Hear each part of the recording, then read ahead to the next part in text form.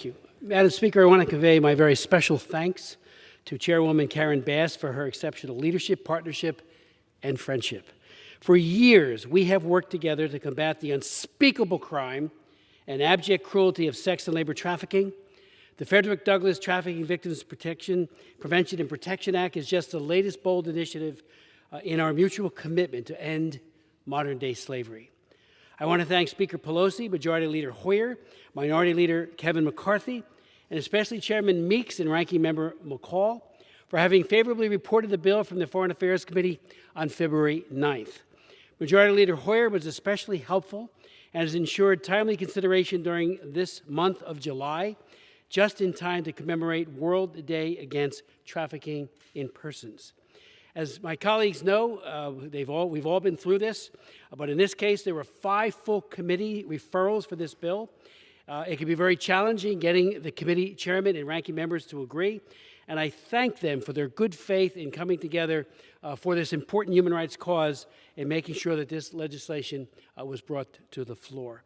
Madam Speaker, I've been working on human trafficking since 1995. I've chaired more than 35 hearings and written 5 anti-trafficking laws, including the landmark Trafficking Victims Protection Act of 2000.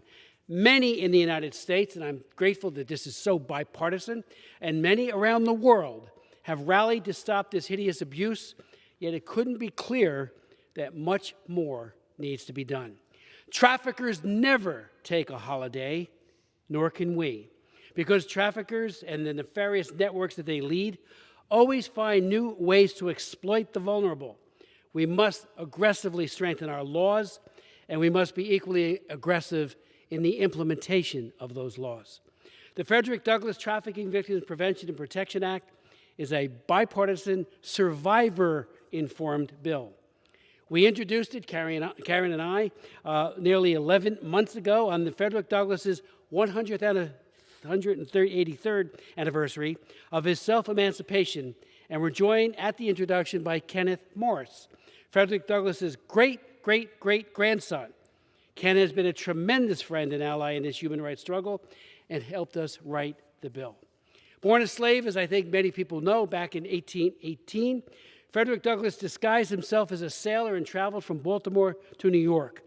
A renowned abolitionist and statesman and a Republican, he continued to lead the fight to end slavery and Jim Crow laws and to advance respect and equality. The Frederick Douglass TVPRA honors this great man by significantly enhancing programs, strengthening our laws, and adding new ones, and adding accountability for programs at the Departments of Justice, Health and Human Services, Homeland Security, and State to combat human trafficking and to offer sustainable solutions and solutions at work. This bill ensures robust prevention through trafficking prevention education, situational awareness for our children, their teachers, and parents, stabilization of survivors once they are no longer in the hands of traffickers, and long-term solutions that facilitate the healing and survivor empowerment. Frederick Douglass once said, "It's easier to build strong children than to repair broken men." We want to prevent trafficking from occurring in the first place. That's why we've authored this legislation. And we create an age-appropriate, scalable program to train the trainers, use proven and tested best practices, and include training parents and guardians in trafficking prevention education. This bill also properly designates these grants as the Frederick Douglass Prevention Education Grants. My colleagues, I know all of us are aware about Megan's Law, which protects children domestically. Well, in 2008, I introduced International Megan's Law. Passed the House 3 times, almost died in the Senate until the third iteration of it.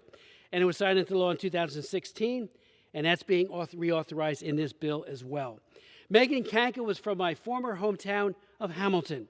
She was just 7 years old when she was kidnapped, raped, and brutally murdered in 1994. Her assailant lived right across the street.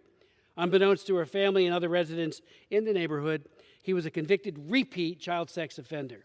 Megan's heartbroken parents, to this day heartbroken, Maureen and Richard Kanka, have been amazingly effective, courageous, and heroic in successfully pushing every state of the union to enact Megan's Law. So why international Megan's Law? We know from law enforcement, academia, and media documentation that Americans on the U.S. sex offender registries are frequently caught abusing children all over the world, Asia, Central and South America, Europe, like I said, everywhere.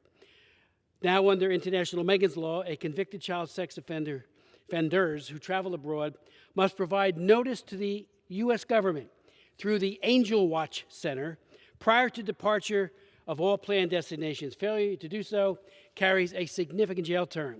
Upon receipt of the travel, the U.S. government informs the destination country or countries of those plans.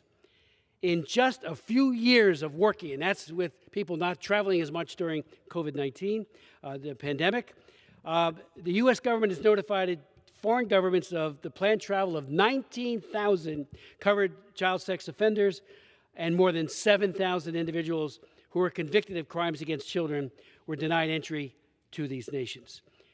The Douglas Act, Madam Chair, also requires international programs to focus on best practices in their integration of counter-trafficking efforts into their developmental portfolios, the way we make the best use of our foreign assistance at Department of State and U.S. Agency for International Development. The bill realigns efforts to meet fundamental needs of survivors through wraparound social services with case management, including assistance with obtaining housing, life skills, training, and mental health care, while also providing long-term solutions through job coaching and training and assistance with obtaining employment and education. This approach is it's very fundamental to meeting survivors' need and on the continuum of healing. As Frederick Douglass again once said, knowledge makes a man unfit to be a slave. Rather than quick fixes that leave survivors vulnerable to re-trafficking, the Frederick Douglass bill invests wisely in systemic and dignified solutions by providing survivors opportunities for education and jobs, and so they can become self-reliant and even leaders. It provides a first-time $35 million for a housing assistance grant for victims of trafficking. The number of people without housing in the U.S. continues to climb, while trafficking victims are extraordinarily vulnerable if they don't have a place to live. We cannot forget what is happening in Ukraine, and there's good language in the bill calling to attention all of those who have been so horribly mistreated and trafficked. It also points out, I would say, and I thank the chairwoman, Bass, for really bringing a focus to foster care and the fact that so many of our foster care children have been trafficked. It's a place of extreme vulnerability. She has very good language that she put into this bill together, but it was her initiative on that issue. The ILO says there's nearly 25 million people in the world who are enslaved. Most are women and children. That is unconscionable. Every human life is of infinite value. We as lawmakers have a duty to protect the weakest and most vulnerable from harm.